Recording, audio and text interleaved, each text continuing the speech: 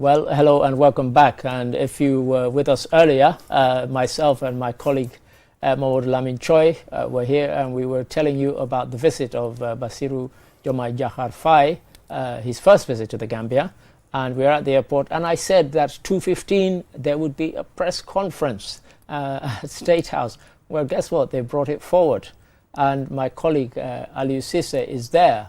And I think he's now left the hotel and arrived at State House, and we can see President Adama Barrow waiting to receive him. So Aliou, I hope you can hear me, and I will hand over to you, and you can tell us exactly what is going on. Aliou, okay, we haven't made contact with Aliou yet, but we can see with his back to the camera, obvious profile there of His Excellency Adama Barrow, President of the Gambia. And he's waiting for his Senegalese counterpart to descend from the vehicle and walk towards him. And we can see the soldiers now who have mounted the guard of honor. We can see the security detail of President Faye, and he is now coming once again to meet and embrace his Gambian counterpart. And I repeat again, we had said that this was going to happen around 2:15. But it seems they brought it slightly forward. So I hope we'll get to hear from both men. But at the moment, we are watching them in the grounds of State House.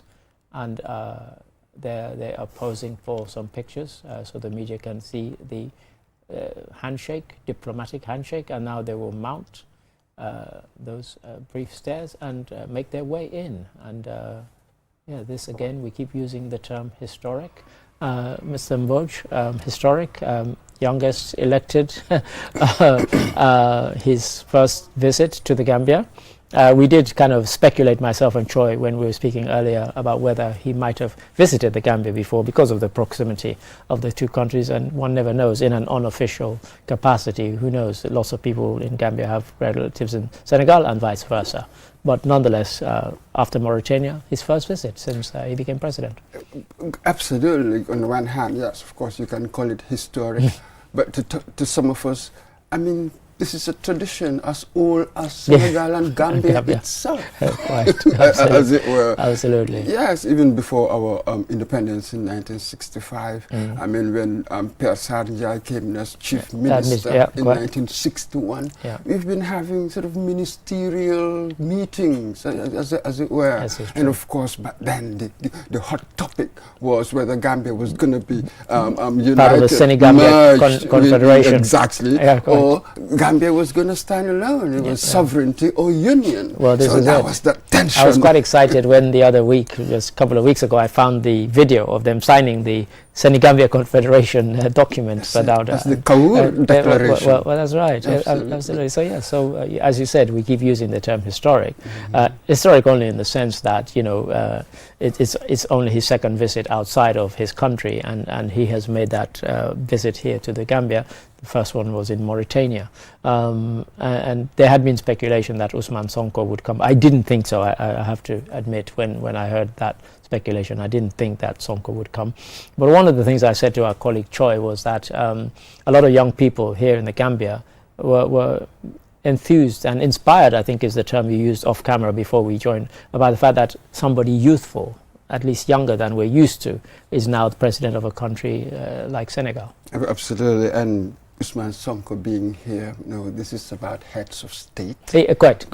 Yeah, not the government. Yeah, so exactly. It's a different matter. It's a different ball game. That's right. Absolutely. When Diomaye Faye, first it was Sonko, wasn't it, who generated all that interest and excitement amongst the young people. And then afterwards, Diomaye Faye came in. You hardly notice any difference. Well, really. This is true. This is true. So and there'd been for a week or two speculation that did he have the charisma? Would he automatically have people gravitate towards him in the way that they had towards Sonko? But of course, history proved that yes, he could do that. And I have to tell you, a very likable fellow. Yes, indeed. See, so far I've been suspending judgment, obviously, because in these things you have to suspend judgment. Of course, still giving them credit that they have won. Yes, quite. But we do not know yet, how I you're going to perform. I said to Choi in the early one, I said, winning is easy, delivery is the difficult bit. It's something else. Yeah, sure. But today I sort of found myself saying, somehow I admire this guy. Yeah, I like this guy.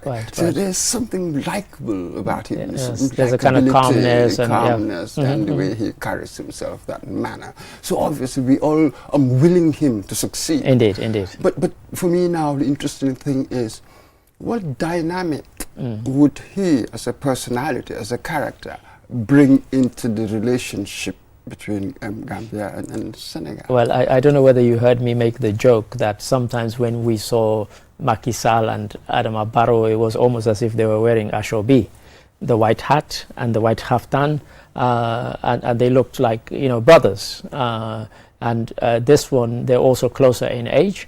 And of course, there's a kind of sort of generational difference now between the two presidents, but would they have the same sort of fraternal, cordial? And of course, you know, President Barrow, in a sense, is very kind of tightly bound with Macky Sall, because the very fact that, you know, during the impasse here, you know, Macky Sall and certainly Senegalese military played a pivotal role in making sure that there was eventually a transition. So that is the important thing, really, the diplomatic relations. And here with our president, with Sall, he was the younger brother. Now he is the, he's changed roles now, you know, the elder brother. He's the elder brother. That's it. So this is it. People talk about our president and Sall, the relationship they had. I say, of course, they can continue having that personal relationship.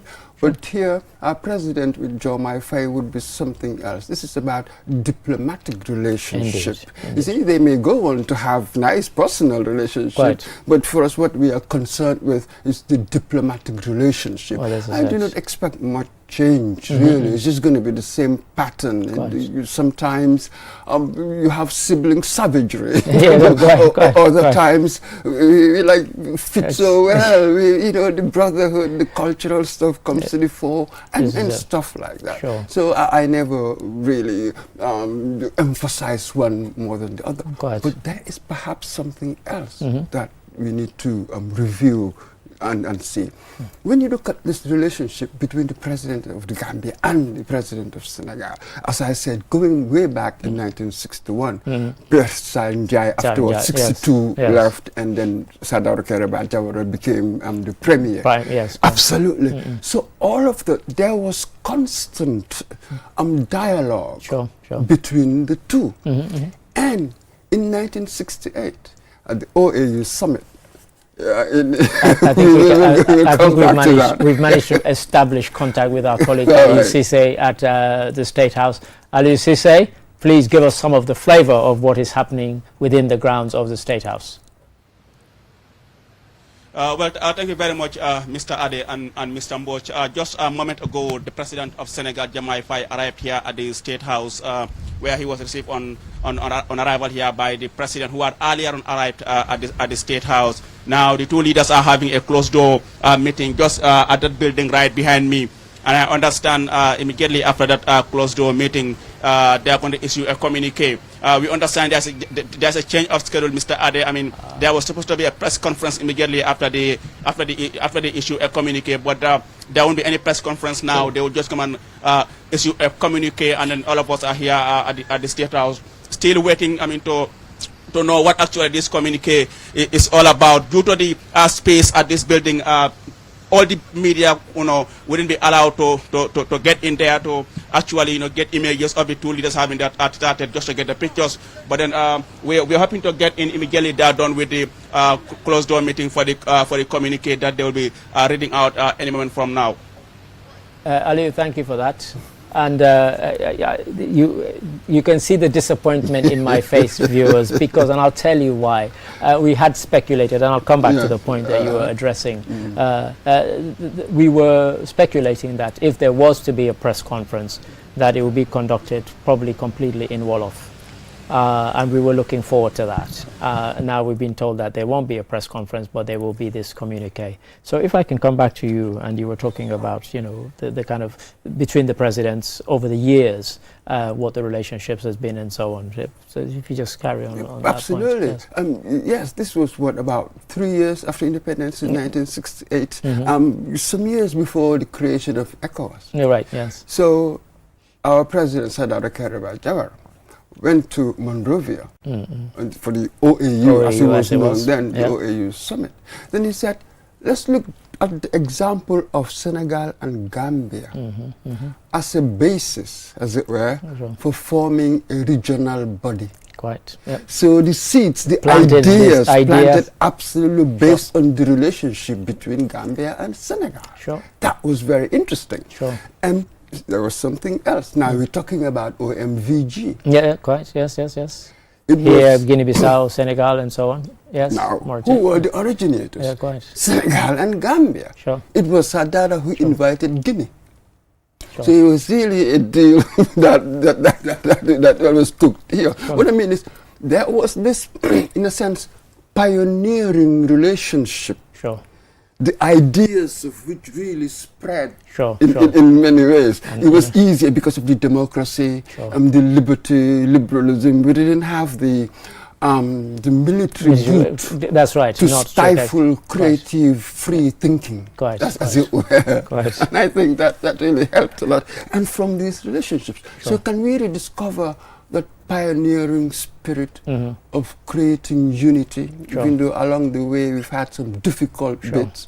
But what we represent, as you call it this morning, a special relationship, absolutely indeed. Absolutely indeed, and that's a brilliant point to end on. And so this ends our coverage of events at State House, and I will just reiterate to your disappointment and certainly to mine, there will not be the live press conference that we were expecting, where we were expecting both presidents to come and speak to the press, and even we were told initially they would field questions from the media.